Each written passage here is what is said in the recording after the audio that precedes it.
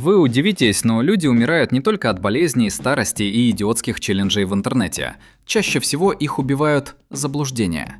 Мы живем в мире, где миллионы взрослых людей уверены, что антибиотики лечат все, молния не ударит дважды, сердце разотрут валидолом. А если что-то горит, надо подуть как на свечку. Мы с вами вид, который вышел в космос, расщепил атом, создал интернет и все еще верит, что водку надо пить для иммунитета.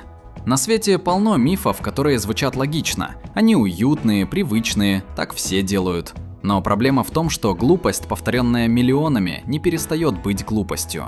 Некоторые из этих заблуждений безобидные, другие ломают жизнь, а есть те, что могут убить. Сегодня мы разнесем в щепки 33 смертельных заблуждения, которые живут в головах людей так крепко, будто им кто-то снял квартиру с пропиской. Это сломанная история, и да, сейчас будет больно, но полезно.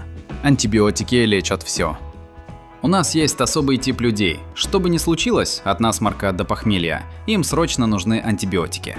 Проблема в том, что антибиотики работают только против бактерий, а большинство бытовых простуд – вирусные. В итоге человек не лечится, а просто устраивает геноцид своей микрофлоре, получает побочки и бонусом устойчивые к препаратам бактерии. Самое смешное, потом, когда антибиотик действительно нужен, он уже может не сработать. Не лечить все подряд – это не слабость, а единственный способ не превратить свое тело в свалку отработанных таблеток. Жар нельзя сбивать, пусть горит. Легенда звучит красиво. Температура – это организм борется, трогать нельзя. Частично правда, небольшой жар – нормальная реакция. Но когда у тебя не немного 37, а стабильно за 39 и тебя трясет, организму уже не бой, а пожар. Высокая температура может повредить мозг, сердце, вызвать судороги и вообще отправить тебя в реанимацию, а не к победе над вирусом. Суть не в том, чтобы фанатично сбивать любой 37,1, а в том, чтобы не героически жариться в надежде перетерпеть. Есть градусник, есть жаропонижающие, есть врачи. Ими надо пользоваться, а не играть в сауну на максимум. Сердце схватило, выпейте валидол. Классический сюжет. Человеку плохо с сердцем, он кладет под язык волшебную таблеточку, ложится и ждет, пока судьба определится. Валидол максимум отвлечет, охладит, создаст ощущение, что что-то сделал. Но если это настоящий инфаркт, счет идет на минуты, а не на мятные конфетки. Главное действие здесь – вызов скорой, а не поиски валидола в шкафчике, где он лежит с 1998 года. Сердцу не нужен театр с таблеточкой под языком. Ему нужен нормальный врач и нормальные препараты, а не плацебо с запахом мяты. Алкоголь обеззараживает, можно пить для здоровья. История про 100 грамм для иммунитета не умирает, как дешевый сериал. Да, спиртом дезинфицируют кожу и инструменты, снаружи. Но внутри он работает как токсин, а не как волшебный антибактериальный ангел. Алкоголь нагружает печень, мозг, сердце, ухудшает сон и иммунитет, то есть делает ровно наоборот от того, что обещает миф. Самое жесткое – люди продолжают лечиться алкоголем при простуде, от стресса, для разгона крови и получают хронические проблемы вместо профилактики. Если бы водка реально лечила, у нас был бы самый здоровый регион планеты. Спойлер – нет. Газики в животе могут лопнуть организм. Фраза уровня «не чихай, глаза вылетят». Метеоризм – это неприятно, стыдно, громко, но не смертельно. Живот от него не разрывается, кишки не взрываются, внутренний шарик не лопается. Опасно другое. Когда человек терпит боль, стыдится, пугается, вдруг лопну, и вместо врача глотает случайные таблетки или народные миксы. Если боль резкая, долгая, с температурой, это уже не про газы, а про нормальный осмотр, УЗИ и врача. Организм не воздушный шарик, взрываться от пука он не собирается. Если ничего не болит, значит я здоров. Наш любимый миф «меня не трогают и я никого не трогаю». Многие серьезные болезни годами развиваются тихо. Давление, диабет, атеросклероз, онкология. Организм не присылает уведомления «у тебя тут опухоль, загляни, когда будет время». В итоге человек живет в стиле «я ничего не чувствую», а чувствовать начинает, когда уже поздно. Профосмотр, анализы и банальный тонометр – это не паранойя, а минимальный набор, чтобы не узнать диагноз из реанимации. Витаминки – это просто конфетки, вреда не будет. Логика простая. Раз продается без рецепта и с веселым мишкой на коробке, значит можно есть жменями. На деле гипервитаминоз бывает не менее гадкий, чем дефицит. От сыпи и тошноты до проблем с печенью и нервной системой. Особенно весело, когда человек параллельно жрет для иммунитета, для кожи, для глаз и везде один и тот же витамин в разных упаковках. Организму не нужно, чтобы его засыпали витаминами, как грядку удобрениями. Ему нужно то, чего реально не хватает. И это узнается не по рекламе, а по анализам и врачу, а не по совету «кума пил и нормально». Давление поднялось, выпью таблетку, а потом можно бросить. Схема такая. Человеку назначают препарат от давления. Он пьет неделю, ему становится лучше, и он решает, что вылечился. Потом лекарства бросаются, давление скачет, сосуды изнашиваются, сердце страдает, а дальше инсульт внезапно у полностью здорового человека. Антигипертензивные – это обычно марафон, а не спринт. И бросать их самовольно все равно, что вытащить домкрат из-под машины, пока она еще на тебе. Нормальный алгоритм. Любые изменения схемы только через врача. Сосуды не любят самодеятельность. Перетерплю, само пройдет. К врачу только если совсем плохо. Классика. Болит, терпим, мажем, греем, глушим обезболом и делаем вид, что ничего не происходит. Так мелкая проблема превращается в хронику, операция становится сложнее, лечение тяжелее, а шансы ниже. Люди годами живут с симптомами, которые уже давно можно было решить за один прием, и приходят, когда уже надо что-то спасать. Врачи — это не финальный босс после всех бабушкиных методов, а нормальный первый шаг, когда что-то идет не так. Чем раньше включаешь голову, тем меньше шансов встретиться с хирургом и анестезиологом. Обморок – это ерунда, надо просто поднять и дать понюхать что-нибудь. Сценарий. Человек падает, его подхватывают, усаживают, суют под нос на шатырь, воду, иногда даже начинают пощечины раздавать для бодрости. Проблема в том, что обморок может быть симптомом серьезных вещей. От нарушения ритма сердца до внутреннего кровотечения. Перетаскивая, тряся и приводя в чувство, можно только ухудшить ситуацию, особенно если причина – травма головы или шеи. Главное – обеспечить нормальное положение тела, доступ воздуха и, если есть повод переживать, вызвать скорую, а не устраивать шоу «Очнись, я сказал». Иногда лучший лайфхак – просто не мешать медицине работать. Если игнорировать проблему, она исчезнет. Это работает только со сроками годности на йогуртах. С реальными проблемами наоборот. Чем меньше ты их замечаешь, тем мощнее они растут. Игнорирование не спокойствие, а форма самоубийства в рассрочку. Долги, отношения, здоровье, психика – все рушится тихо, пока ты делаешь вид, что ничего не происходит. Проблемы не испаряются, они превращаются в катастрофы. Лучшее, что можно сделать – признать, что пожар есть, и начать его тушить, а не закрывать глаза и надеяться, что он устал и сам погаснет. Надо терпеть токсичных людей. Это один из самых разрушительных мифов. Люди реально думают, что надо быть добрым, не конфликтовать, кто я такой, чтобы ставить границы, а в итоге годами сидят рядом с теми, кто высасывает энергию, деньги, уверенность, самооценку. Токсичных не надо терпеть. Токсичных надо держать подальше, и чем дальше, тем лучше. И это не жестокость, это гигиена. Как мыть руки после улицы? Ты не обязан быть мусорным баком ради чьего-то комфорта. Депрессия – это лень. Если бы депрессию можно было вылечить мотивационной цитатой, психиатры давно бы сидели без работы. Лень – это «не хочу». Депрессия – это «не могу», даже если очень хочу. Это реальное расстройство, которое ломает биохимию, режим сна, концентрацию, эмоции, тело. И когда человеку в таком состоянии говорят «соберись», это звучит как совет сломанной ноге «просто побегай, разомнется». Поддержка – это помощь, обесценивание – это вред. Эмоции вредны, держи все внутри. Мы живем в эпохе, где быть спокойным и быть камнем часто путают. Эмоции не вредят, вредит их подавление. Если долго копить злость, страх, обиду, они не исчезают. Они превращаются в психосоматику, проблемы со сном, тревожность и истерики не в тему. Эмоции – это не слабость, а информация. Их можно выражать экологично. Главное, не превращать себя в эмоциональный термос, который однажды все равно сорвет крышку. Сильные люди не плачут. Самый тупой культ мужественности, который делает людей несчастными. Плач – это не слабость, это сброс давления. Не плачут не сильные, а травмированные.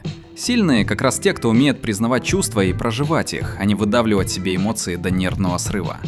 На самом деле фраза «мне не больно» чаще всего означает «мне больно, но я не знаю, как это показать, чтобы меня не высмеяли». Надо быть идеальным, иначе ты никто. Этот миф растет из школы, соцсетей и бесконечной гонки за картинкой. Люди реально думают, что нужно быть безупречным, иначе ты брак. В итоге выгорание, тревога, хроническая усталость, страх ошибок и полное отсутствие удовольствия от жизни. Перфекционизм – это не стремление к лучшему, это страх провалиться. Жить можно нормально только тогда, когда разрешаешь себе быть живым, а не идеальным роботом. Если тебя любят, ты должен страдать. Самый токсичный культурный миф. Любовь равно терпеть неудобства, жертвовать собой, проглатывать обиды, понимать. Нет. Любовь не требует жертвенности уровня древних ритуалов. Отношения, где постоянно больно, не отношения, а медленное саморазрушение. Здоровая связь делает жизнь легче, а не тяжелее. Страдание – не доказательство чувства. Это доказательство того, что пора что-то менять. Мой мозг – мой враг. Удивительно, но многие уверены, что мысли меня подводят, я сам себе мешаю, я тупой, все из-за психики. Но мозг не враг. Он просто работает на тех настройках, которые ты ему дал годами. Стресс, травмы, окружение, привычки, режим жизни. Виноваты не мысли, а то, что ты с ними делаешь. Веришь в каждую, как в закон вселенной. Мозг не карающий орган, это инструмент. Его можно перенастроить. А вот жить в режиме «мой мозг против меня» – прямой путь к тревоге и самосаботажу. Молния не бьет в одно и то же место. Это звучит красиво, как правило, из детского мультфильма. В реальности молния как ревнивый человек. Если ей понравилось место, она вернется туда еще раз. Башни, горы, деревья, открытые пространства – одни и те же объекты получают удары снова и снова. И когда люди стоят под тем же самым деревом, потому что один раз уже ударило, а значит второй не будет, они ставят себя прямо под VIP-место для небесного электрошока. Молния не ведет статистику, ей плевать на вероятности. Если машина горит, у нее можно открыть дверь. Кино научило нас, что машина при пожаре ведет себя как шкаф. Дернул ручку и выбежал. Но когда в салоне жар, металл расширяется, пластиковые элементы плавятся, и дверь может заклинить так, будто ее замуровали бетоном. Плюс токсичный дым, потеря ориентации, паника. Все это делает попытку просто открыть дверь опасной иллюзией. Реальность простая. Если машина горит, у тебя секунды, чтобы выбраться через окно, а не минуты, чтобы возиться с дверями. В фильмах все красиво, в жизни нет. Лифт убьет, если прыгнуть при падении. Если лифт сорвался, прыжок в последний момент не спасет. Ты не сможешь компенсировать скорость падения тела маленьким прыжочком. Это примерно как выпасть из окна и попытаться приземлиться, подпрыгнув вверх на пару сантиметров. Правильная тактика – лечь на спину и максимально распределить удар по телу. Но, честно говоря, лучшая тактика – никогда не находиться в лифте, который обслуживали по знакомству. Гаджеты взрываются только у идиотов. Ох, это любимый миф тех, кто заряжает телефон под подушкой. Гаджет может взорваться у кого угодно, если батарея повреждена, перегревается или используется дешевое зарядное устройство. Это не вопрос интеллекта, а вопрос физики.